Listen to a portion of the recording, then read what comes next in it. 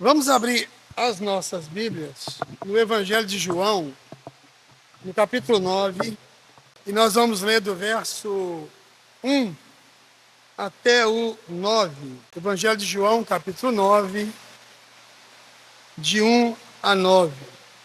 Diz assim a palavra do Senhor: Caminhando Jesus, viu um homem cego de nascença, e os seus discípulos perguntaram: Mestre, quem pecou, este ou seus pais, para que nascesse cego? Respondeu-lhes Jesus: Nem ele pecou, nem os seus pais, mas foi para que se manifestem nele as obras de Deus. É necessário que façamos as obras daquele que me enviou enquanto é dia, pois a noite vem quando ninguém pode trabalhar. Enquanto estou no mundo, sou a luz do mundo. Dito isto, cuspiu na terra e, tendo feito lodo com a saliva, aplicou-o aos olhos do cego, dizendo-lhe: Vai e lava-te no tanque de Siloé, que quer dizer enviado. Ele foi, lavou-se e voltou vendo. Então, os vizinhos e os que dantes o conheciam como mendigo de vista, perguntaram: Não é este aquele que estava assentado pedindo esmolas? Uns diziam: É ele. Outros: Não, mas se parece com ele. Ele mesmo, porém, dizia: Sou eu. Essa é a palavra do Senhor. Obrigado, Senhor, por esse dia, por essa chuva. E nós queremos te pedir que o Senhor venha encharcar o sertão do nosso coração com a água do teu Espírito, para fazer desse sertão um jardim que glorifique e que manifeste a sua bondade, o seu amor, a sua força e o seu rosto. Em nome de Jesus. Amém. Por que que ele nasceu cego? Por que que ele não fala? Por que que ele nasceu com o pé para dentro? Por que que ele nasceu com essa cara? Por que que ele nasceu com essa doença? Por que que existem pessoas que nascem exageradamente ricas e outras miseravelmente pobres? Por quê? Quem é que decide isso? Por que que eu perdi meu filho tão cedo? Por que que eu não consigo achar um porto seguro? Por que que eu não vou para frente? Por que que a minha mãe não me quis? Por que que eu fui violentado? Por que que meu pai me abandonou?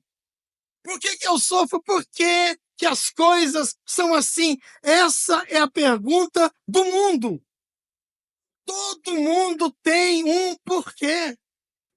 Todo mundo quer saber alguma coisa de si mesmo, que não entende, que não compreende, que não aceita, que não quer. Essa é a pergunta do mundo. Eu olho para a minha vida e eu já fiz todas essas perguntas e outras tantas. Porque eu também quero saber por quê. Agora, não existe nenhum problema da gente perguntar isso para Deus. Não existe nenhum problema de você buscar em Deus a razão da sua dor, a razão do seu sofrimento, o motivo de por que as coisas são como são. O problema acontece quando a gente encontra com pessoas que acham que sabem. Gente que acha que pode explicar a tragédia. Gente que não sabe nem de si mesmo, mas quer explicar tragédia na vida do outro. Gente que não sabe nem da vontade revelada de Deus nas Escrituras, que está aqui para todo mundo ler e para quem quiser conhecer.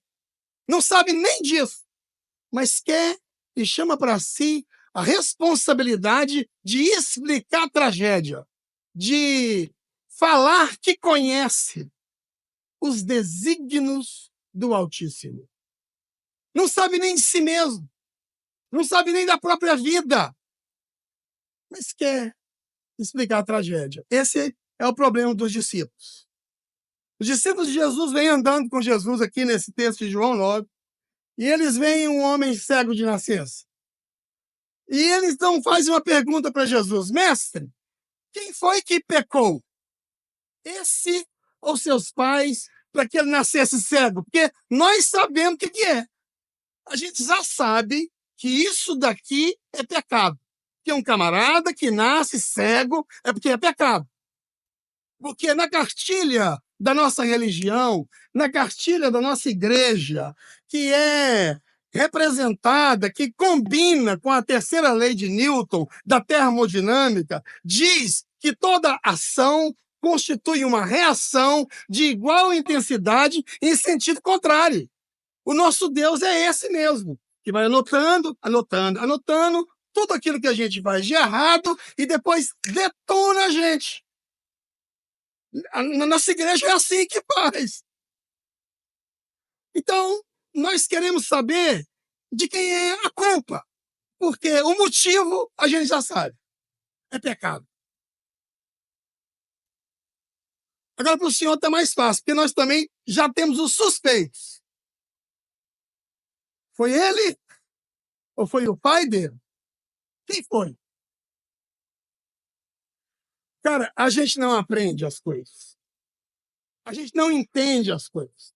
E a gente se mete em algo que nós não temos a mínima ideia.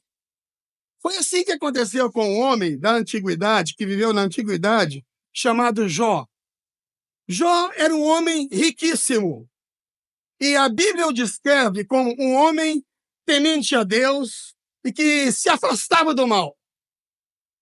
Um homem que tinha 10 filhos. Rico, que não tinha mais. Lá em Goiás, ele fala assim, o camarada é podre de rico. Um dia, acontece uma tragédia na vida desse camarada. As terras de Jó queimaram. Fogo criminoso, incendiou todas as propriedades que ele tinha. Onde é que ele tinha terra, foi queimando tudo. Os 10 filhos morreram. 10 filhos. Imagina você enterrar 10 meninos. Morreram os 10 filhos. Ele foi acometido por um câncer de pele horroroso que o comia de dentro para fora. Mudou-se para um monte de cinzas, vestia pano de saco e se coçava o dia e a noite com caco de telha. A mulher dele surtou, não deu conta, surtou e disse para ele: amaldiçoa o seu Deus e morre. Ele sozinho, sem ninguém, sem apoio, sem nada. Diz a Bíblia no capítulo 2 de Jó que os amigos foram visitá-los, 3 amigos. E diz que quando eles chegaram para visitar Jó, eles ficaram tão chocados, tão assustados, que eles ficaram 7 dias e 7 noites sem falar uma palavra. Botaram assim a mão na boca, assustados. Totalmente desnorteados, porque não tinham o que falar diante dessa tragédia. Jó estava irreconhecível. Pele e osso. Sabe você olhar para a pessoa e você não saber nem quem ele é, será que é? Sua pele. O homem estava na cor de cinza. Seus cabelos, seus dentes, seu hálito, seu cheiro, aliás, o seu mau cheiro, irreconhecível. 7 dias e 7 noites, eles não abriram a boca de tão chocados que eles ficaram. Mas 7 dias e 7 noites é tempo demais para que a gente se acostume com a dor do outro. 7 dias e 7 noites é tempo demais para que a empatia faça as malas e se mude para sempre. 7 dias e 7 noites é tempo demais para a gente ficar calado diante de uma tragédia. A gente tem que falar. Depois de 7 dias e 7 noites, eles começam a falar daquele que não sabe, daquele que não entendem. Jó, confessa, Jó. Você é pecador. Você pode esconder da gente que nós somos os seus amigos mais próximos o rolo que você faz, mas de Deus ninguém esconde nada. Confessa. Não existe riqueza que não esteja banhada em corrupção. Confessa. Você quer que essas coisas passem? Confessa. Fala para Deus quem você é.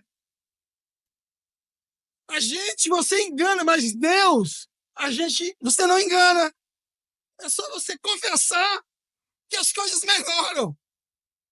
Não sabem de nada. Não conhecem nada. Não leram um livro. Não sabem da intenção de Deus. Mas querem explicar tragédia. Já viu gente assim? Que não sabe da própria vida, mas parece que a gente não aprende.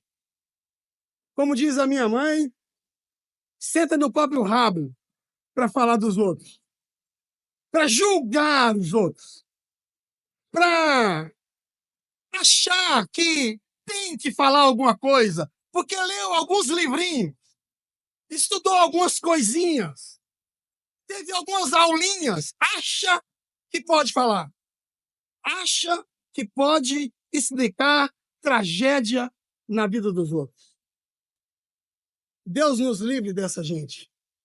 E Deus nos livre de sermos esse tipo de gente.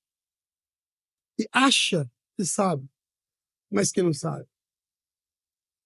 Eu fico assim encantado com Jesus. Quando eu leio assim o Novo Testamento, como Jesus é diferente.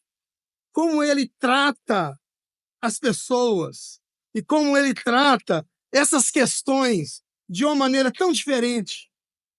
Ele é tão carinhoso. Ele é tão gentil. Teve uma menina, quando eu estava falando alguma coisa sobre as características de Jesus, ela falou, tio, ele é tão fofo, né? É fantástico, eu me emociono quando eu leio o Evangelho. De como Jesus vê diferente da gente. Como ele olha diferente e como ele trata de maneira diferente. Diz aqui o texto que Jesus vem andando e vê um homem cego de nascença. É muito interessante como ele vê diferente. Ele vê um homem que é cego. Ele não é como eu e você, que a gente vê um cego, a gente vê um médico, a gente vê um mendigo, a gente vê um leproso, mas quando você lê a Bíblia, você percebe que a Bíblia está cheia disso. É um homem que é cego, é um homem que é rico, é um homem que é leproso, é uma mulher que adulterou, é um homem que tem um demônio dentro dele, é um homem pecador. Ele vê sempre a pessoa antes do defeito. Ele vê sempre a pessoa antes do seu currículo. Ele vê sempre a pessoa antes da sua cor. Ele é capaz de ver a gente antes do nosso apelido. Ele não me conhece como um apelido.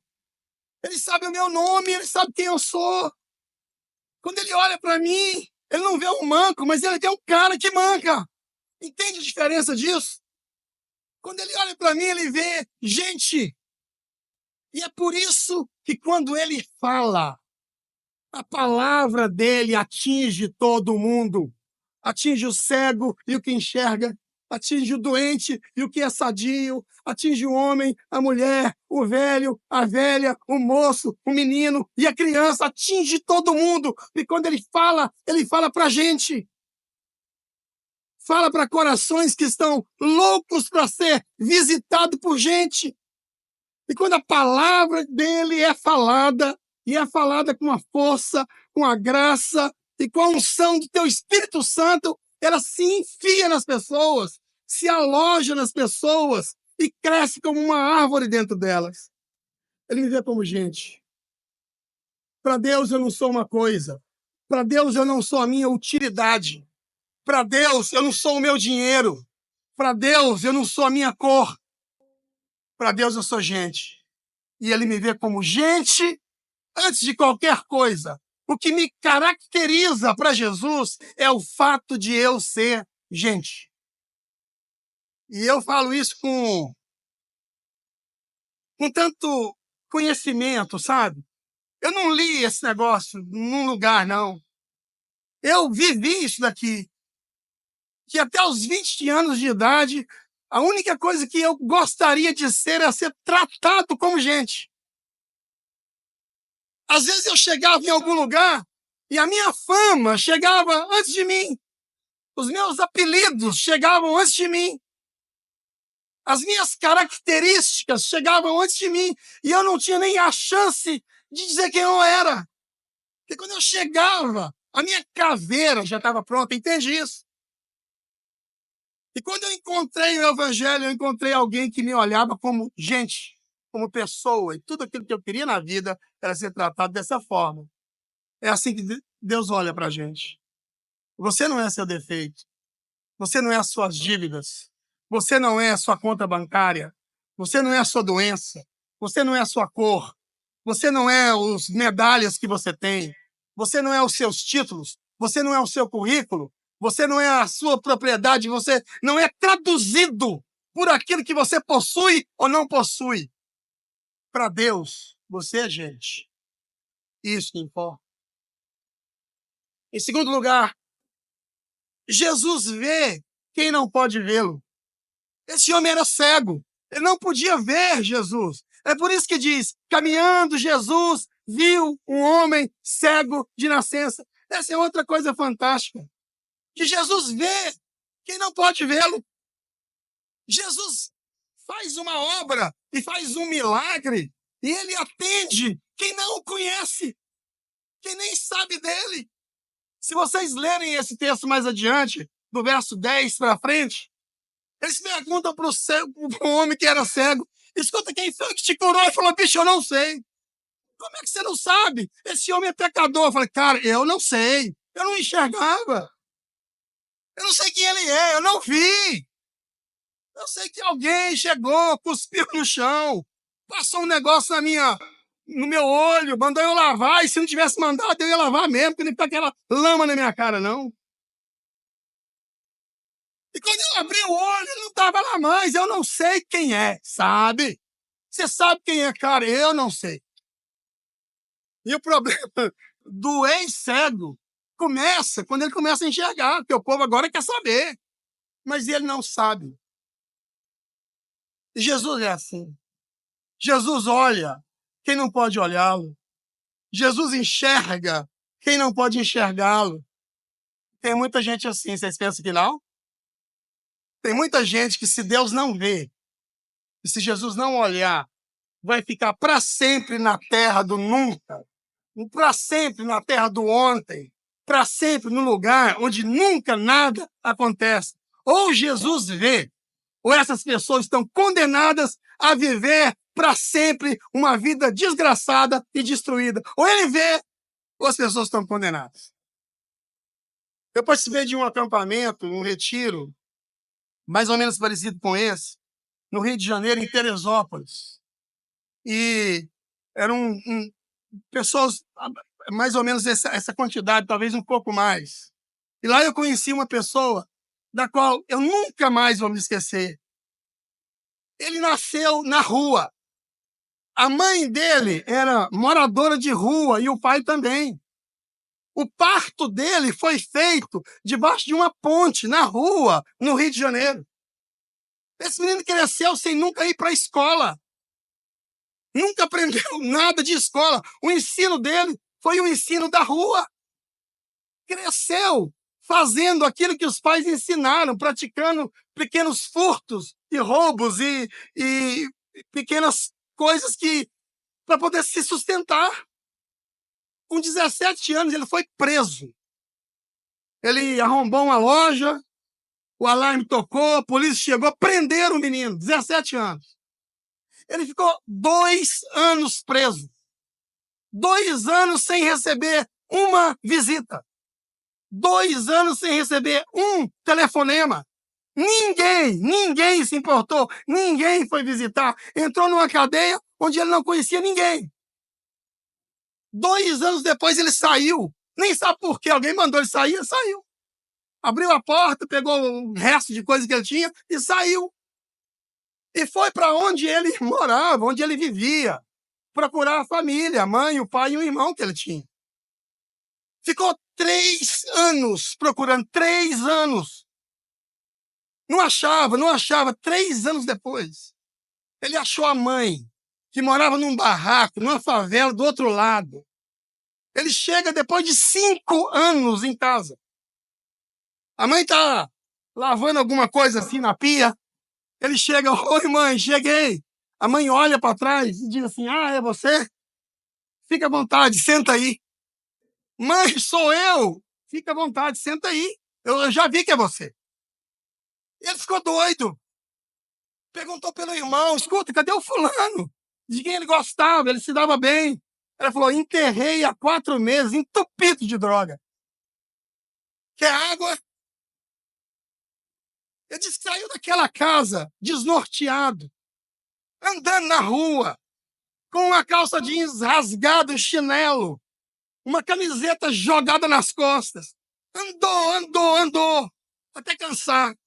Sentou no meio-fio, escorou as costas num poste, pôs a mão na cabeça e percebeu sozinho no mundo. Ficou ali um tempo que eu disse que nem sabe quanto foi. Aí, de repente, passa um papel na rua, um papel rolando. Aquilo chama a atenção dele, ele corre, vai atrás e pega o papel, e é um folheto que tem uma paisagem, está escrito assim, vinde a mim, todos vós que estáis cansados e sobrecarregados, e eu vos aliviarei. Mas não tinha o endereço, não tinha nada, não tinha um telefone.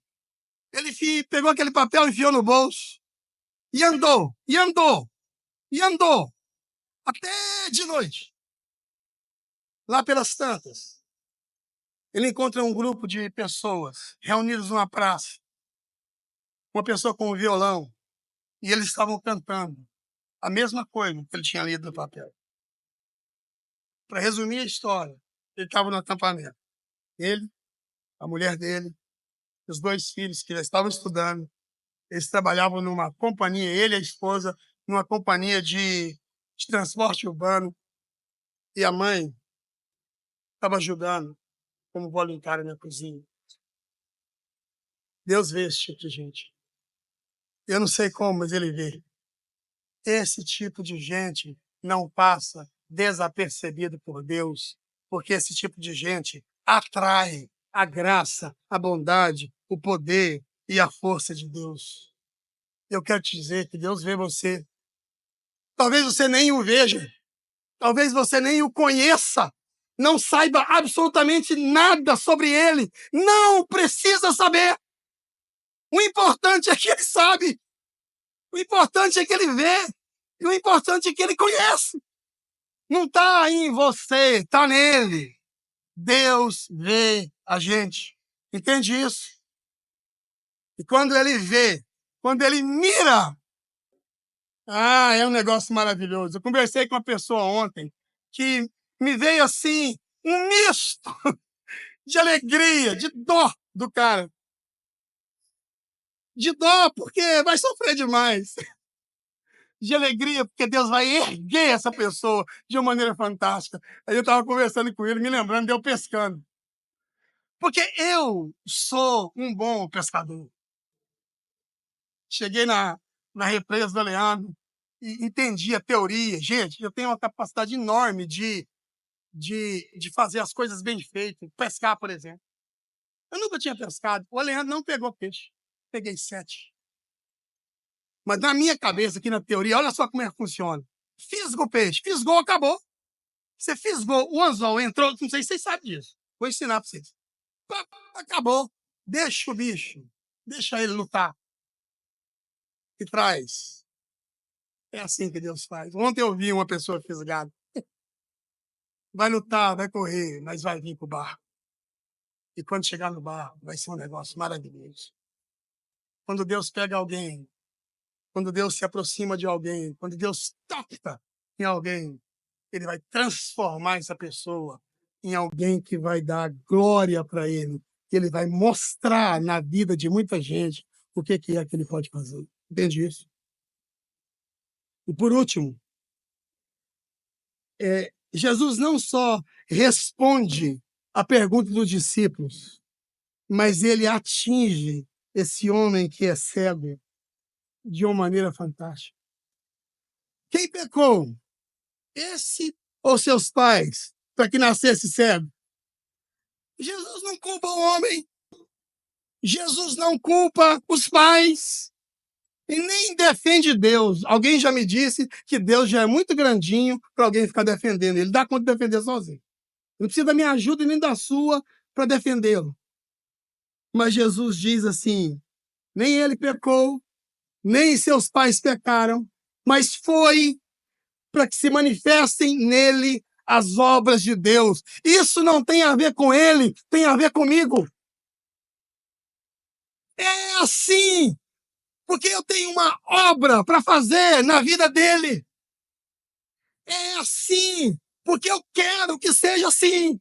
Esse vai nascer cego, porque eu tenho uma obra para fazer na vida dele, e isso tem a ver comigo. Isso não tem a ver com ele, não. E aquilo que para nós pode ser um defeito, aquilo que para nós pode ser uma vergonha, aquilo que para nós pode ser uma tragédia, aquilo que para nós pode ser humilhante, para Deus é matéria-prima para ele fazer um milagre. Para Deus é pedra bruta para ser lapidada, para ele transformar isso em diamantes brilhantes. Para Deus é a possibilidade de mostrar a sua força e a sua capacidade de pegar a vida desgraçada de uma pessoa e transformar essa vida em algo de que a pessoa possa se orgulhar. Entende isso? Deus é capaz de fazer tudo isso, de pegar a nossa vida construída e atingida por tragédia para mostrar para as pessoas que não existe absolutamente nada que pode parar a bondade de Deus, que pode parar o poder de Deus, a capacidade de Deus e que possa esconder o seu amor. Eu aprendi muito ontem e peço licença para a pessoa que eu estava conversando para contar isso daqui. Ele falou, cara, eu não sei como é que pode, eu estou impressionado porque o fulano quebrou. Quebrou! Como é que ele pode estar feliz? Porque não existe nada capaz de esconder a cara e o amor de Deus em uma tragédia. Entende isso? Tem uma família lá na minha cidade, um camarada bateu o carro, perdeu a esposa e as 3 filhas há 1 ano. Você olha, não é porque nada aconteceu, muita coisa aconteceu, mas essa tragédia não foi capaz de esconder o amor, a bondade e a cara de Deus, porque essas pessoas ressurgem de uma maneira muito poderosa e forte, mostrando a cara de Deus para os outros. Entende isso? Não existe nada que aconteça na minha vida e na sua que para a bondade de Deus e que impede que ele seja o Deus que é. Eu olho para a minha vida, eu olho para mim, eu olho para a minha história, para os meus apelidos, pelas vezes que eu fui preterido, pelas vezes que eu não fui escolhido, pelas vezes que preferiram outros, pelas vezes que não consideraram que eu sabia, o que eu dava conta. Olhe para tudo isso. Olhe para trás. Olhe para as minhas perguntas. Olhe para as minhas interrogações e pelos meus porquês. E percebo que todos os porquês e todas as interrogações sumiram quando eu conheci Jesus. Sumiram.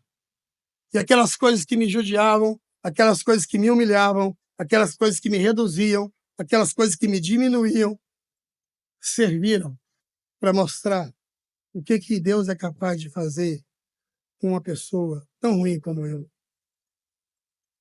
Alguém chegou para mim uma vez E quando eu conheci o evangelho, falando para mim, Deus vai usar muito a sua vida. Eu cheguei em casa, falei para minha mãe, mãe, eu vi um homem lá no acampamento, chegou para mim, eu aceitei Jesus e ele falou assim, Deus vai me usar muito. Aí minha mãe, muito tempo depois, chegou para mim e falou assim, ficou com tanta pena de mim. Falei, coitado desse menino. Como é que pode? Um menino tímido, que tinha vergonha de dar bom dia, boa tarde para as pessoas. Lá em casa era a sala, o corredor, os quartos assim, a cozinha no fundo. Aí quando chegava visita lá em casa, eu tinha vergonha de passar na sala, falava, tudo bem, como é que está o senhor? Eu pulava a janela, passava para não ver a pessoa. Minha mãe falou que quando eu falei isso para ela, ela falou, nossa, disse que ficou com uma pena de mim. Uma pena. E veja só no que deu. E eu continuo acreditando que um dia Deus vai fazer algo tão grande na minha vida e vai me usar de uma maneira tão poderosa que vocês vão ficar sabendo. Você fala, nossa, é verdade, ele foi lá um dia e falou. Porque Deus é capaz de pegar qualquer pessoa e transformá-la num objeto para dar honra e glória no seu nome. Ele faz a gente ver beleza na feiura. Ele faz a gente ver paz na tempestade. Ele faz a gente ver riqueza na miséria.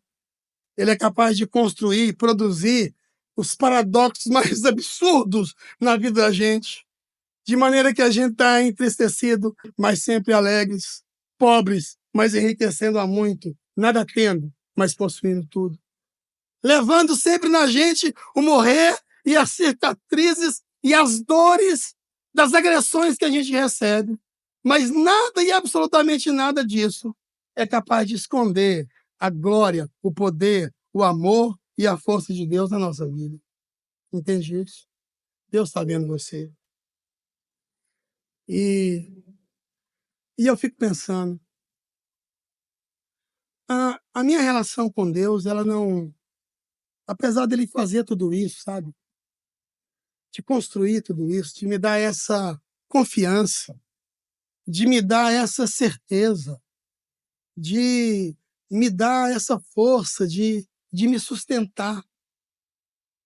A minha relação com Deus não está baseada nisso, mas ela está baseada no fato de que Ele me trata como filho e eu tenho certeza absoluta que eu não mereço isso.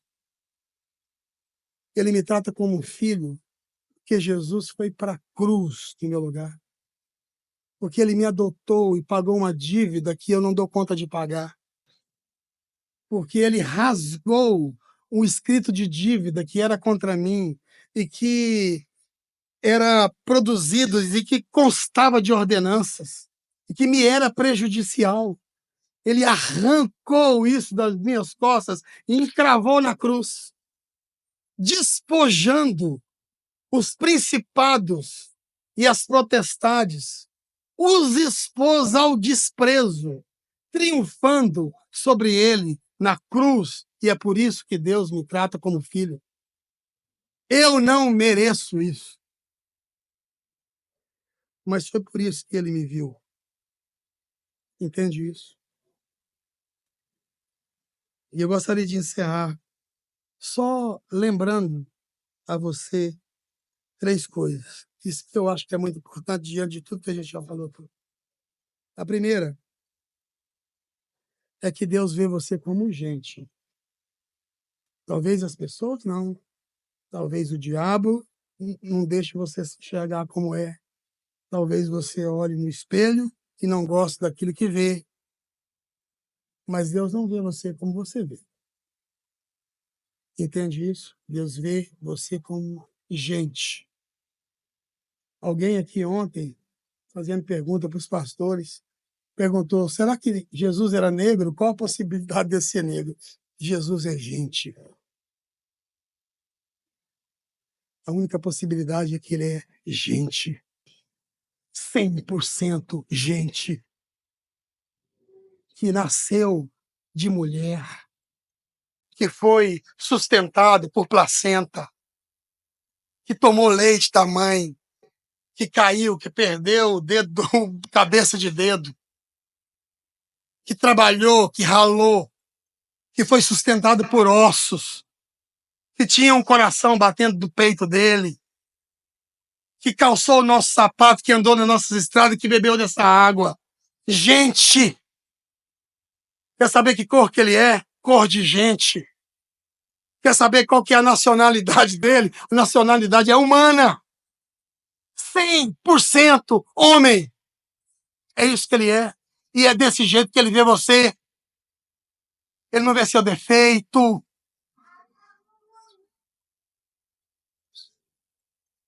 Ele vê você assim. Deus vê você. Agora, como é que eu sei que ele me viu? Como é que eu sei que ele tá que eu tô na alça de mira dele? No final do ano teve um encerramento do culto lá. A, as pessoas ficaram na calçada e na rua, muita gente saiu da igreja, e tinha um senhor no meio da rua.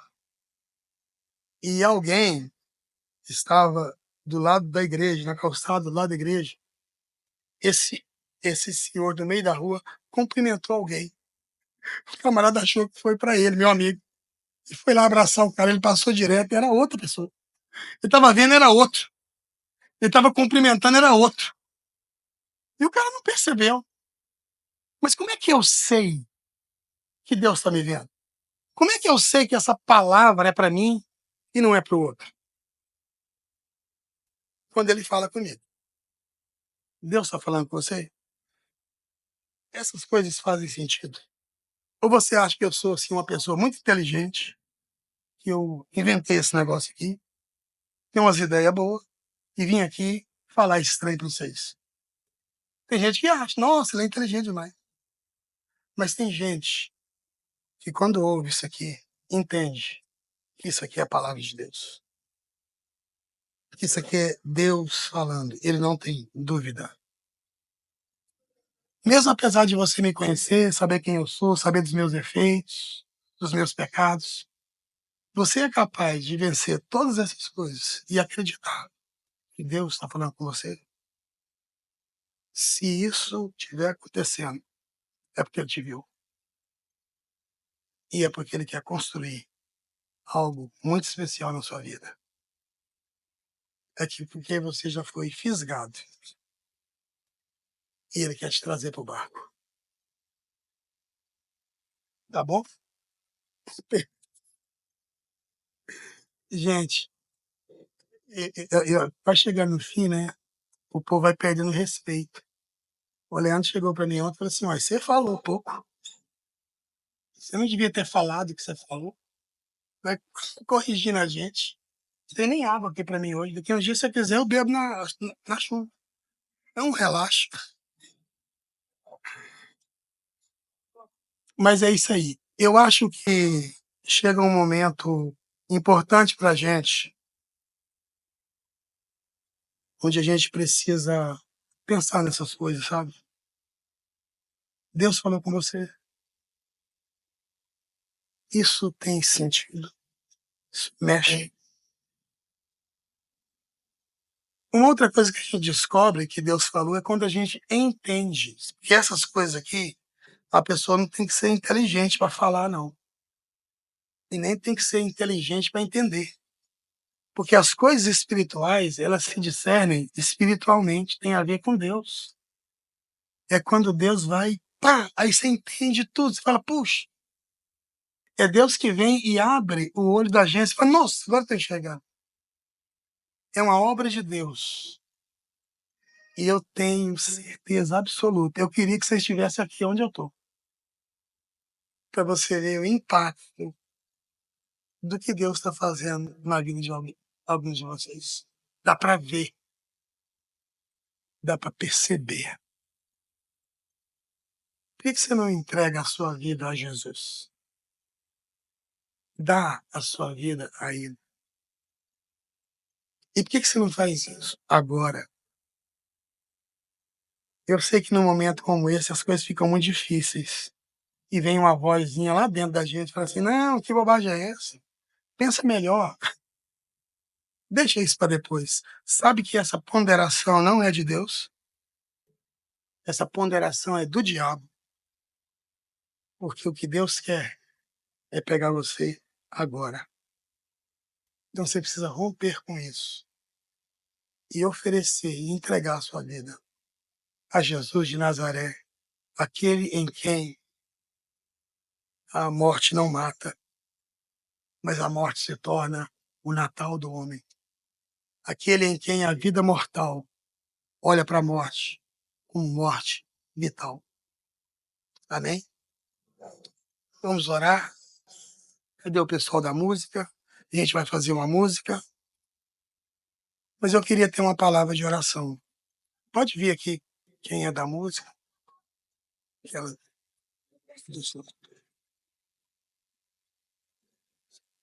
fecha a sua cabeça, curve a sua cabeça, feche seus olhos, fale com Deus. Você é gente, Ele viu você e Ele transforma a tragédia em milagre. Vamos ficar em pé sem nos distrairmos, todos nós.